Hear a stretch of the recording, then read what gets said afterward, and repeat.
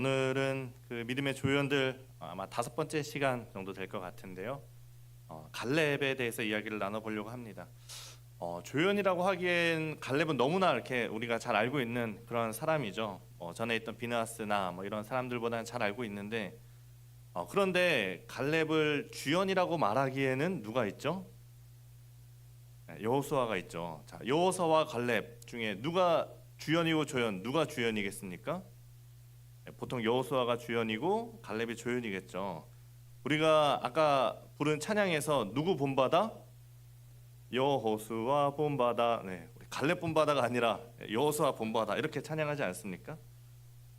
저는 그 여호수아랑 갈렙을 생각할 때 옛날에 이제 그런 느낌이 있었습니다.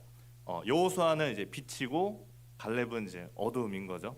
그래서 뭐 영화나 이런 거 보면 그런 거 있지 않습니까? 앞에 나서서 리더로서의 빛의 역할을 하는 사람이 있는가 하면 뒷세계에서 그 어둠의 일을 맡아주는 그런 사람이 또 이제 있죠.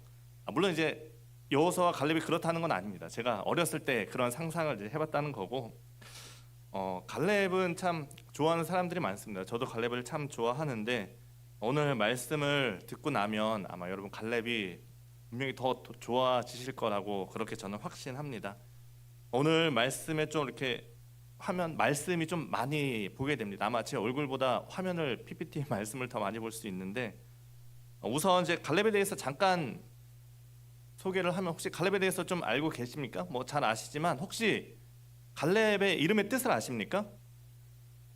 네, 갈렙의 이름의 뜻이 개라는 뜻입니다. 개. 아시는 분도 있었는데 멍멍개, 그 개입니다. 갈렙의 뜻, 이름의 뜻이 개입니다. 좋은 이름인가요? 안 좋은 이름인가요? 어떻게 이제 해석하느냐에 따라 좀 달라질 수 있겠죠. 뭐 갈렙에 대해서 조금 더 소개를 하면은 아버지가 여분네죠. 여분네 아들 갈렙 이렇게 소개를 하고, 그 오늘 읽은 말씀에서 보면 그 12 정탐꾼, 가데스 바네아에서 가나안 땅을 정탐한 이제 12 정탐꾼 중에 한 명이었습니다. 그리고 그 12명 중에 가나안의 승리를 확신한 2명 중에 한 명이죠. 그래서 1세대, 20대 이후로서 가나안 땅에 들어간 딱 2사람, 여호수아와 갈렙 둘 중에 이제 2사람 중에 한 명입니다.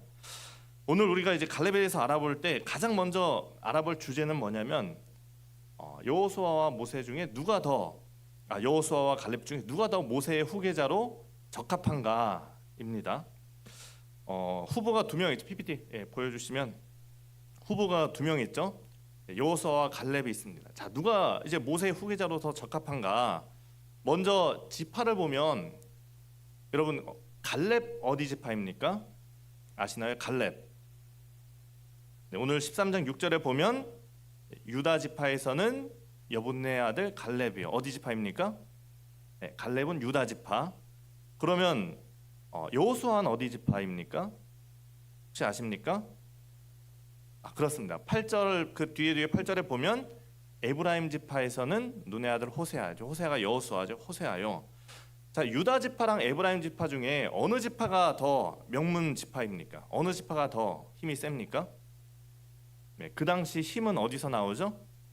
인구에서 나오죠. 그래서 그 통계를 보면 1차 때 이미 7만 4천, 2차 때 7만 6천, 에브라임은 4만에서 3만으로 이렇게 줄었습니다. 뭐 하면은 거의 2배 가까이 차이 나죠. 자, 이 지파, 어느 지파가 더 명문 지파입니까? 유다 지파. 여호수아 갈렙 중에 지파에서 누가 이겼습니까? 갈렙이 유다 지파입니다. 갈렙이 이겼죠. 그러면 하나 더 넘겨주셔야죠. 동그라미. 그렇죠. 갈렙이 지파에서 이겼습니다. 그러면 또 한 가지 지도력.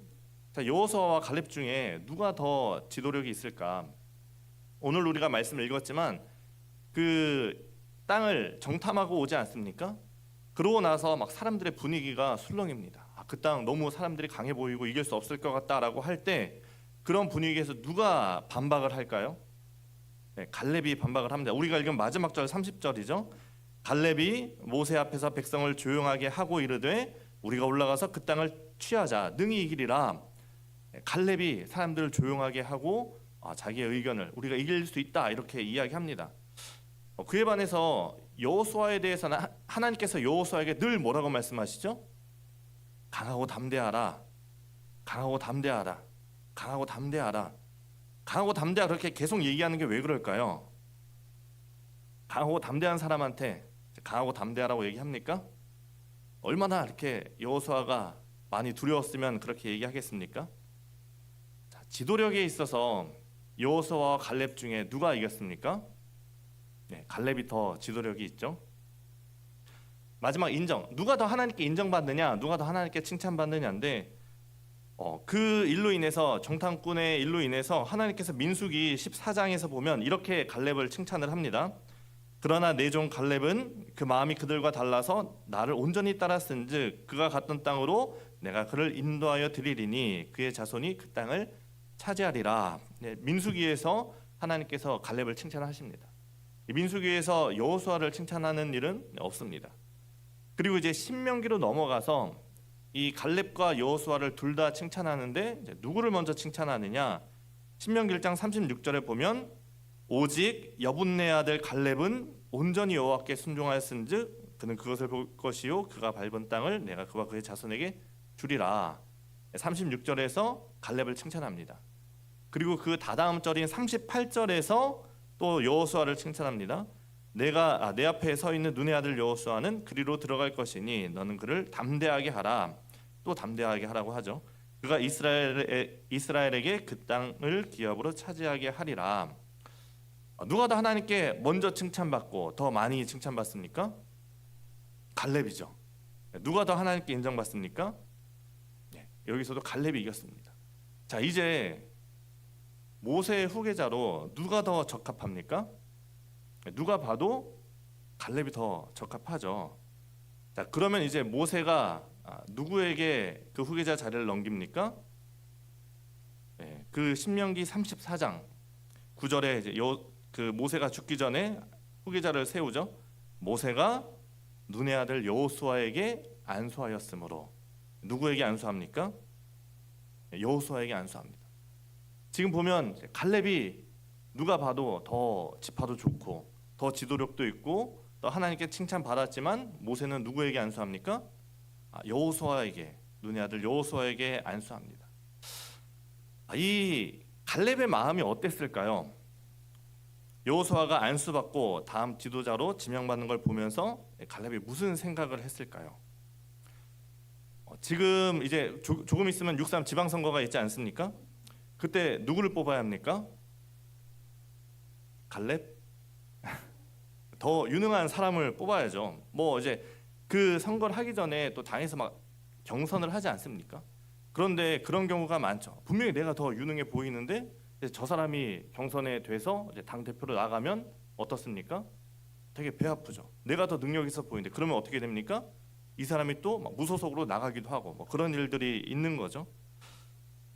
갈렙은 누가 봐도 객관적으로 봐도 갈렙이 더 후계자 자리로서 어울리는 사람인데 여호수아가 다음 지도자가 되었습니다.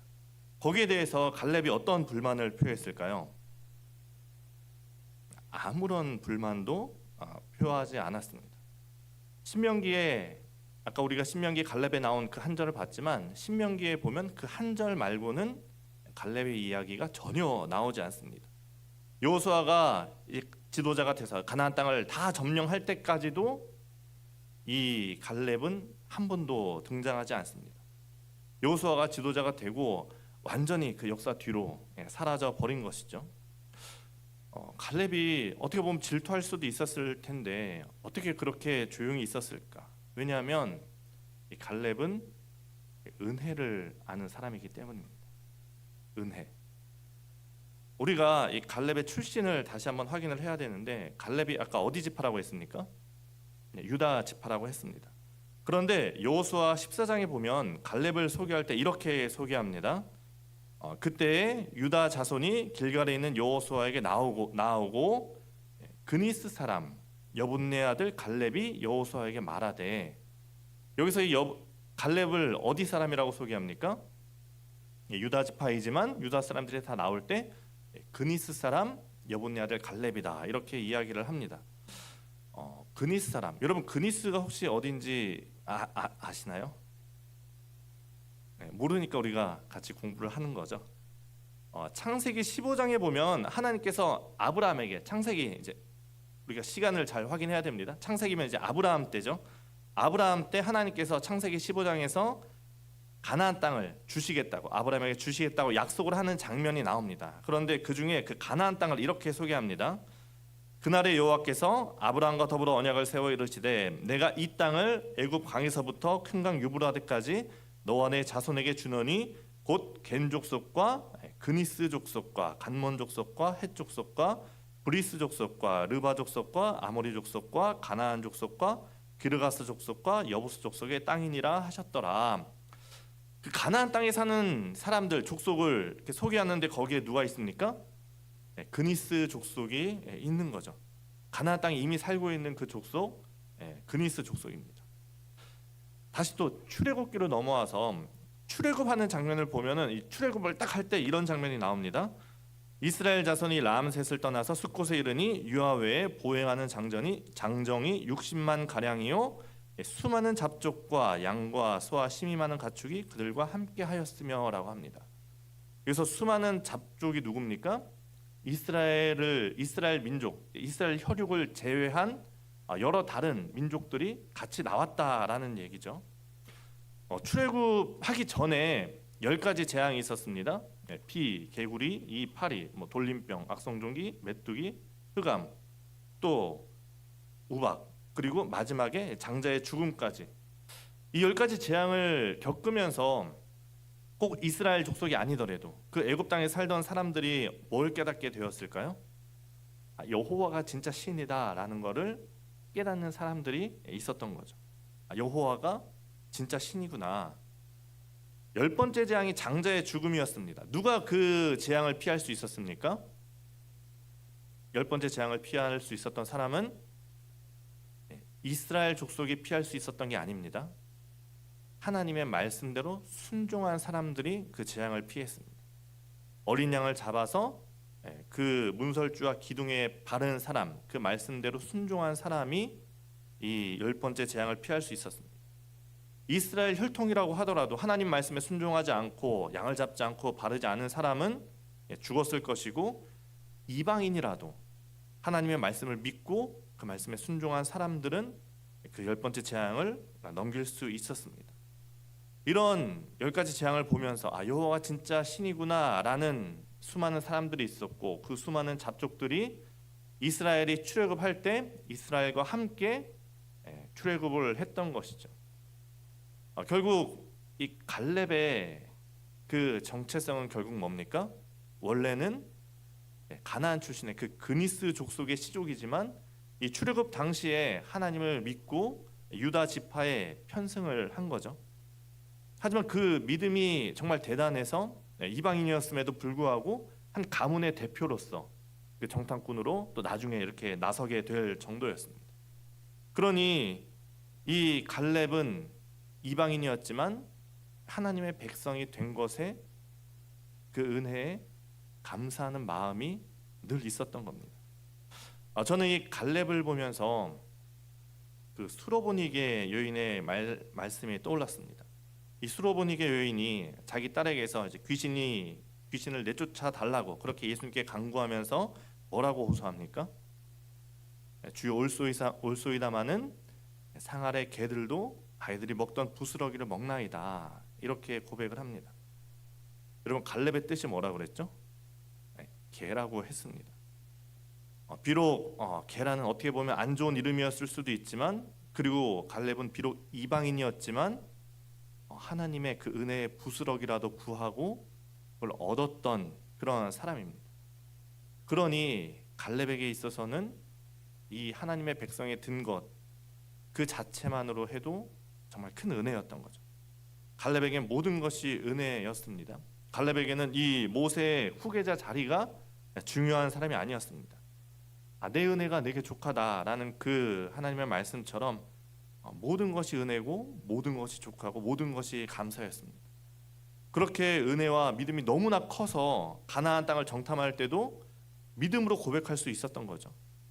후계자 자리에서 멀어져도 더 지도력이 있고 유다 지파하고 했지만 후계자 자리에서 멀어져서도 은혜로서 감사할 수 있는 사람이 바로 이 갈렙이었던 겁니다. 그러니 갈렙은 참 멋진 사람입니다. 우리는 이 갈렙을 보면서 다시 한번 여러분의 출신을 한번 생각을 해보십시오. 우리가 신앙생활을 오래 하고 또 성경을 많이 읽다 보니까 또 유명한 성경의 많은 인물들의 이야기를 듣다 보니까 우리가 자꾸 착각을 합니다. 내가 아브라함이고 내가 다윗이고 내가 베드로고 이렇게 착각을 하는데, 그럼 우리는 한국인입니다. 우리는 이방인입니다. 예수님의 은혜가 없었다면 아무것도 아닌 그냥 죽음 속에 살아야 했던 그런 이방인인 거죠. 하지만 그 놀라운 복음이 우리에게 전파되고 오직 주의 은혜로, 십자가 보혈의 은혜로 우리는 그 하나님의 자녀에 편승한 그런 사람들입니다. 우리 중에 누가 주의 좌편에 설 건가, 누가 주의 우편에 설 건가, 누가 더 높은 자리에 설 것인가는 중요하지 않습니다.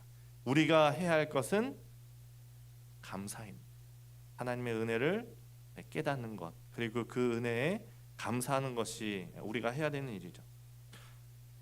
정말 그 아론의 후예였지만 이 사촌인 모세와 또 그 레위의 후손이지만 모세와 아론을 질투해서 그 더 높은 자리에 올라가려 했던, 반역을 일으켰던 그 혈통, 이스라엘 혈통 고라는 멸망했습니다. 하지만 그니스 족속 이방인 출신으로 은혜를 깨닫고 감사했던 갈렙은 지금도 우리에게 참 아름다운 믿음의 본을 보여주고 있습니다.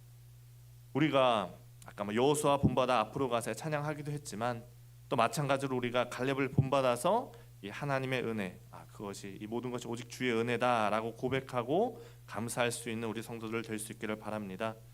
또 아울러서 우리 교회 공동체의 정체성도 다시 한번 돌아보길 원합니다.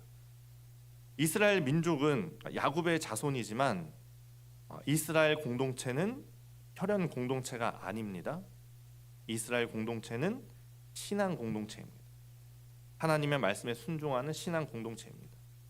우리 상일교회 공동체의 정체성은 뭡니까? 우리 교회는 어떤 공동체이고 어떤 것을 지향하는가? 이것은 개인이 만들어가는 것이 아니라 우리가 함께 만들어가는 것이고 또 만들어져 가는 겁니다. 제가 예전에 이런 얘기를 드렸었습니다. 어떤 모임은 명품 가방을 들고 가지 않으면 부끄러운 모임이 있고, 어떤 모임은 명품 가방을 들고 가면 부끄러운 모임이 있습니다. 그 공동체가 같이 지향하는 그 가치가 뭐냐에 따라서 공동체의 성격이 만들어져 가는 것이죠. 우리 상일교회는 하나님 앞에서 어떤 공동체인가, 그거는 여러분들의 생각과 어떤 행동이 모여서 만들어지는 겁니다. 그럼 우리가 어떤 공동체를 지향할 것인가? 우리가 하나님 앞에서 어떤 공동체가 되어야 될까?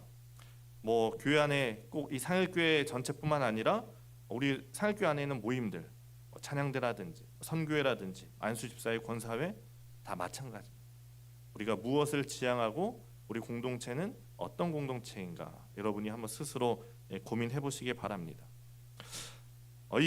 제가 좋아하는 갈렙 이야기는 여기서 끝나지 않고 가나안 땅을 다 정복하고 나서 이 갈렙이 다시 한번 혜성처럼 이렇게 등장을 합니다. 가나안 땅을 다 점령하고 나서 이제 뭘 해야 됩니까? 땅을 다 점령했으면 그 전리품을 분배를 해야 되죠. 가나안 땅 분배가 남았습니다. 이미 그 요단강 동편에 르우벤 지파와 갓 지파와 이제 므낫세 지파의 반 지파가 자리를 잡았습니다. 거긴 이제 가나안 땅으로 넘어가기 전에 자리를 잡은 것이고, 나머지 그 가나안 서쪽을 다 요단강 서편을 다 점령하고 난 후에 이제 9지파 반이 그 땅을 분배받아야 하는 땅인 거죠. 분배받아야 하는 그런 상황인 거죠. 어딘가는 강이 흐르는 땅도 있을 것이고, 어딘가는 바닷가와 연결된 땅도 있을 거고, 어딘가는 물이 잘 없는 그런 광야 같은 또 험한 산지 같은 그런 땅도 있을 겁니다.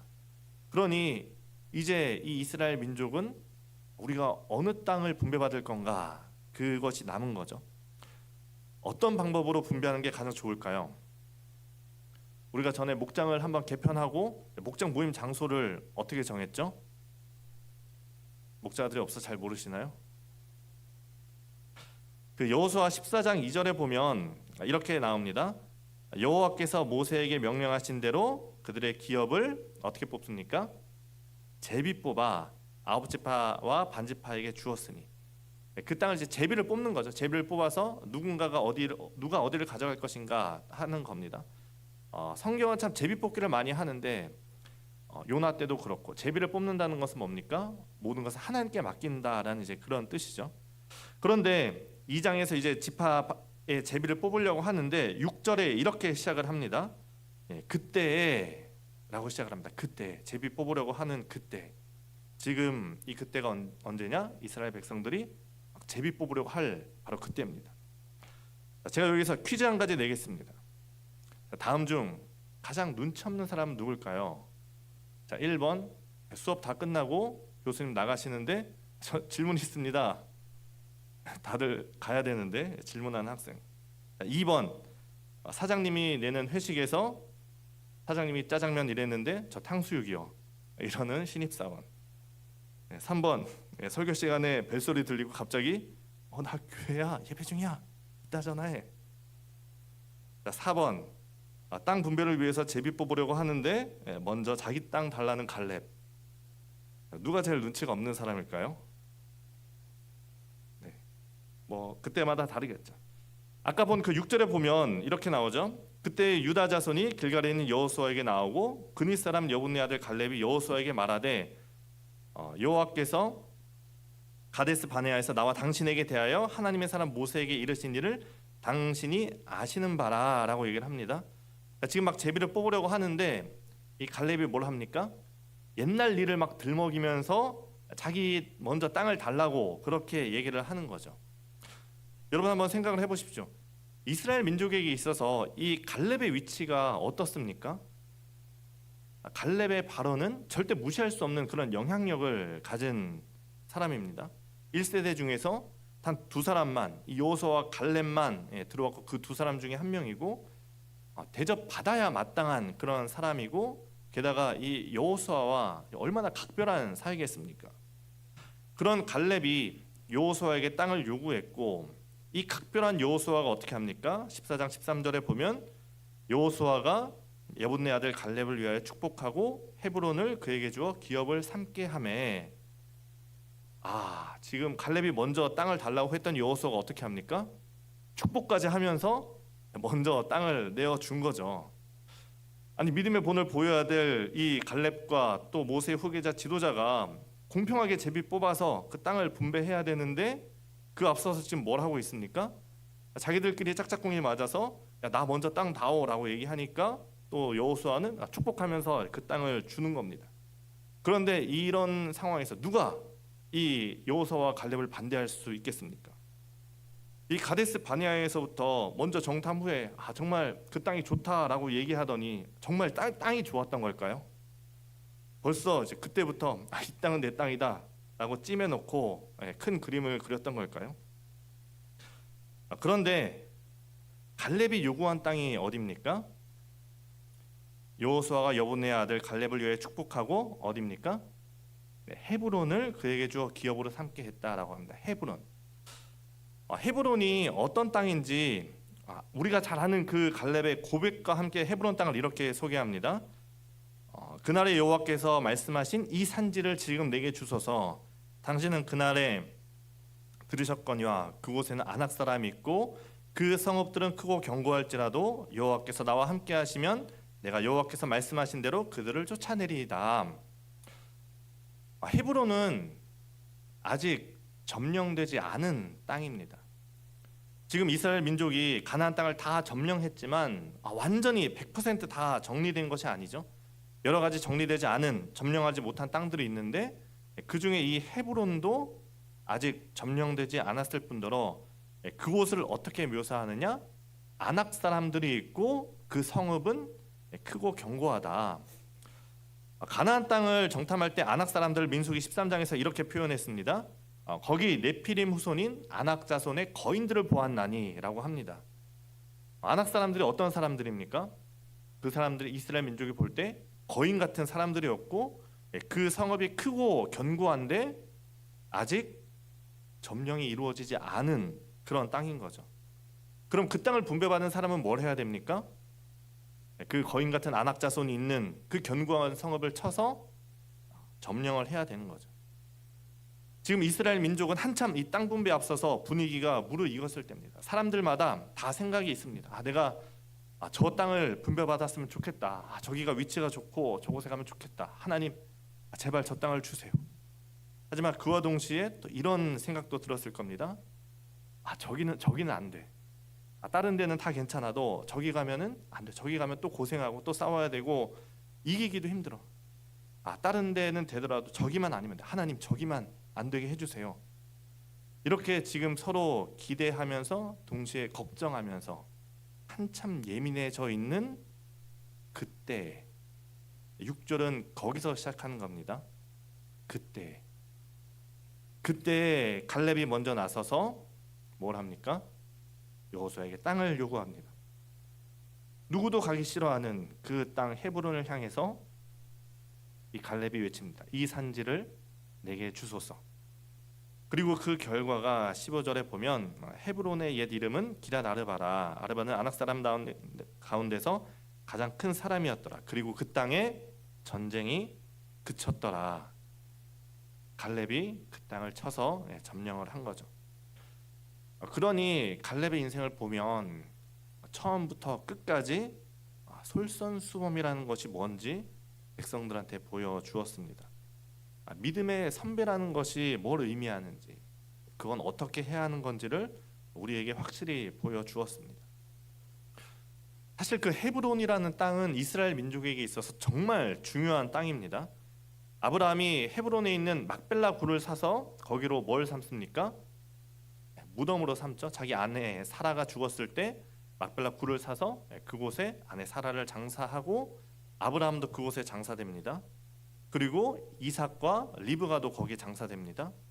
야곱도 자기 아내 레아를 그곳에 장사합니다. 헤브론 땅에.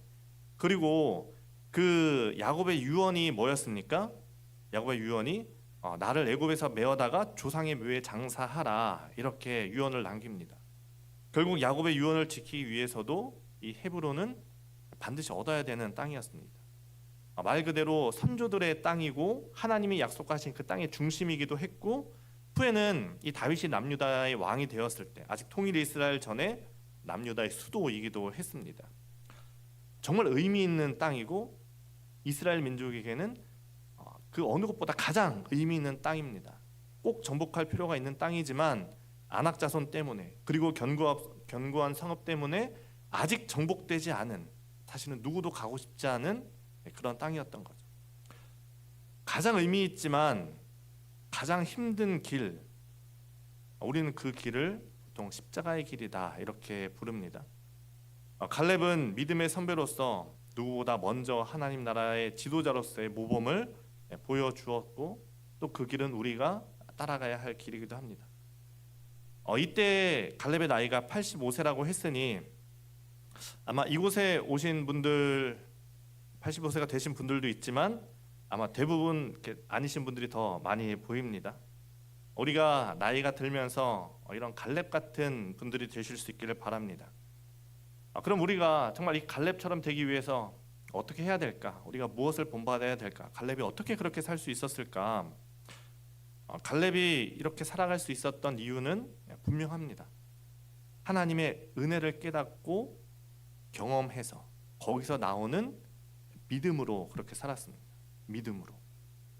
여호수아 14장 7절 공동 번역에서는 이렇게 고백합니다. 갈렙의 고백이죠. 내가 40살 되던 때였습니다. 야훼의 종부 모세가 이 땅을 정탐하라고 나를 가데스 바네아에서 파견하였습니다. 나는 내 마음에 믿어지는 바를 그에게 보고하였습니다, 라고 합니다. 내 마음에 믿어지는 바대로 고백을 한 겁니다. 갈렙이 어떤 믿음의 행동을 하기 위해서 노력한 것이 아니라, 백성들을 위로하기 위해서 그런 말을 한 것이 아니라 믿어지는 대로 행동하고 보고한 것입니다. 이 산지를 내게 주소서라고 고백한 것도 내가 남들 다 가기 싫어하니까 나라도 가야지 라고 하면서 애쓴 것이 아니라, 내가 그래도 믿음의 선배인데 원로인데 내가 어떻게 해봐야지 라는 것이 아니라 내가 이길 수 있다라는 그 믿음에서 믿어지는 바대로 행동한 것이죠. 그러니 믿음은 어떤 노력의 산물이 아니라 은혜의 산물인 겁니다. 그러니 우리도 우리의 신앙은 어떠해야 합니까? 우리의 신앙을 억지로 쥐어짜서 노력하는 것이 아니라 우리가 하나님을 신뢰하고 은혜를 깨닫는 것에서부터 시작을 해야 됩니다. 내가 나이가 들어가면서 점점 좋은 믿음의 선배가 되어야지라고 애쓰는 것이 우선순위가 아닌 거죠. 우리가 부활하신 예수님을 만나고 그 은혜를 정말 깊이, 정말 처절하게 깨달을 때, 그 은혜가 우리 마음속에 가득 채워질 때, 그 뒤는 우리가 믿어지는 대로 행동하는 것이 곧 하나님의 나라를 살아가는 것이 되는 겁니다. 작년이었는지 재작년이었는지 정확히 기억이 안 나는데, 제가 점심을 먹고 이제 교회로 다시 오고 있는데 교회 문 앞에서 김덕증 장로님을 만났습니다. 평일 낮이었는데 점심 때였죠. 혼자 대중교통으로 이렇게 오셨더라고요. 이제 교회 앞에서 장로님 뵙고, 장로님 평일인데 어떻게 오셨어? 웬일로 오셨어요? 이렇게 어쩐 일로 오셨어요? 여쭙습니다. 그랬더니 제가 정확한 날짜가 정확히 기억나지 않지만 장로님께서 제 손을 딱 붙잡고 이렇게 말씀하셨습니다. 1972년 8월 15일 우리 교회 당회가 처음 설립된 날입니다. 그래서 내가 기도하러 왔습니다. 이렇게 말씀하셨습니다. 제가 그 장로님 얘기를 듣고 참 감동받았습니다. 정말 멋있다. 나도 이렇게 나이가 들고 싶다. 나이가 들면 꼰대니 노욕이니 이런 말들을 듣기가 참 쉽습니다. 그런데 나이가 있다는 것은 역사를 안다는 것이고, 역사를 기억하기에 교회를 위해 기도하러 홀로 먼 길을 오신 것이죠. 정말 멋있으신 분이고 감사했고, 정말 나이가 이렇게 먹어야 되는구나, 나이가 이렇게 들어야 되는구나 라고 참 감사했습니다. 제가 한 가지 얘기만 하고 마치고자 합니다. 혹시 거창고등학교라는 곳 얘기 들어보셨습니까? 거창고등학교 명문고등학교 중에 하나인데, 그 학교의 직업선택 10개명이 인터넷에 퍼지면서 더 유명해졌는데, 여러분도 한번 듣고 한번 생각해 보십시오. 이 말이 맞는가? 직업 선택의 10개명입니다. 1번 월급이 적은 쪽을 택하라. 2번 내가 원하는 곳이 아니라 나를 필요로 하는 곳으로 가라. 맞는 말이죠. 3번 승진의 기회가 거의 없는 곳을 택하라. 4번 모든 조건이 갖추어진 곳을 피하고 처음부터 시작해야 하는 황무지를 택하라. 5번 앞다투어 모여드는 곳에 절대 가지 마라. 6번 장래성이 전혀 없다고 생각되는 곳으로 가라. 7번 사회적 존경 같은 것을 바라볼 수 없는 곳으로 가라. 8번 한가운데가 아니라 가장자리로 가라. 9번 부모나 아내나 약혼자가 결사반대하는 곳이면 틀림없다. 10번 왕관이 아니라 단두대가 기다리는 곳으로 가라. 어떻게 생각을 하십니까? 동의할 수도 있고 그렇지 않다 생각할 수도 있는데, 여러분 오늘 갈렙의 이야기를 한번 기억하면서 생각을 해보십시오. 모두가 눈치 보고 기피하는 그 헤브론을 향해서 이 산지를 내게 주소서라고 그 고백하며 믿어지는 바를 행동했던 그 갈렙을 보면서 나에게 헤브론은 어디인가? 정말 의미 있는 곳이지만 아무도 가기 싫어하는 곳, 혹시 나에게 그 헤브론은 어디인가? 여러분 한번 스스로 한번 고민해 보시기 바랍니다. 마지막으로 우리 마태복음 7장 말씀을 한 절 같이 함께 읽고 말씀을 마무리하겠습니다. 함께 읽겠습니다.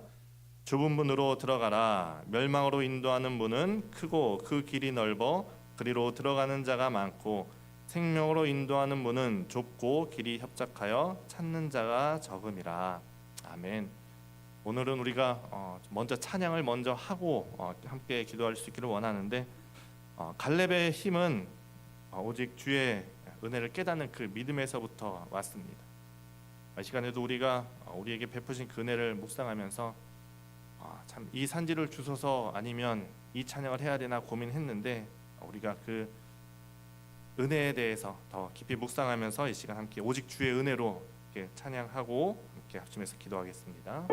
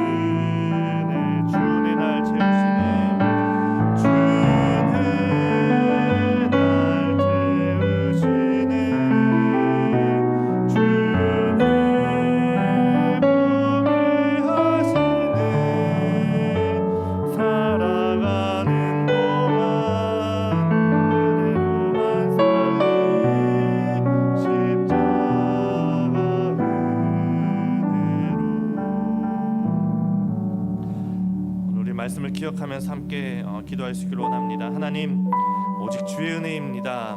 내 힘과 노력이 아니라 오직 주의 은혜입니다. 부활하신 주님을 만나는 은혜, 내게 베푸신 은혜를 이 시간 깨닫게 하여 주옵소서. 그리고 또 한 가지 기도할 때 하나님, 내게 헤브론은 어디입니까? 내가 가야 할 헤브론을 알려주옵소서. 믿음으로 믿어지는 대로 그 길을 걸어가며 정말 갈렙과 같이 멋진 믿음의 선배 부모가 되게 하여 주옵소서. 오늘 우리 이 갈렙을 돌아보며 우리 말씀을 기억하며 함께 기도하겠습니다.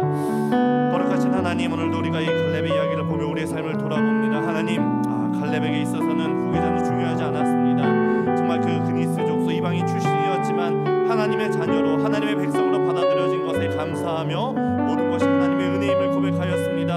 정말 그네가 감사하여서 그 믿음이 생겼고 그 믿어지는 대로 보고하고 그 믿어지는 대로 행동하는 것이 정말 그 남들이 모두 다 기뻐하였던 헤브론을 향하여 이 산지를 내게 주소서라고 고백하는 믿음에까지 이르게 된 것을 우리가 보게 됩니다. 하나님, 오늘도 우리에게 그 고백이 있기를 원합니다. 하나님, 오늘 나에게 헤브론은 어디입니까? 오늘 내가 하나님께서 우리에게 보내주신 그 내가 가야 할 곳은 어디입니까? 하나님, 우리의 삶을 돌아보게 하시고 우리가 가야 할 헤브론을 알게 하여 주시고 하나님, 정말 이 갈렙의 고백처럼 이 산지를 내게 주소서라는 고백이 내게 있으며 우리의 삶에 정말 주님과 함께 승리하며 걸어가는 그런 멋진 우리의 삶이 될 수 있도록, 주님과 동행하며 승리하는 삶이 될 수 있도록, 그렇게 우리 다음 세대를 세워가는 우리 믿음의 선배들이 될 수 있도록 주님 우리를 붙잡아 주시고 함께하여 주시옵소서.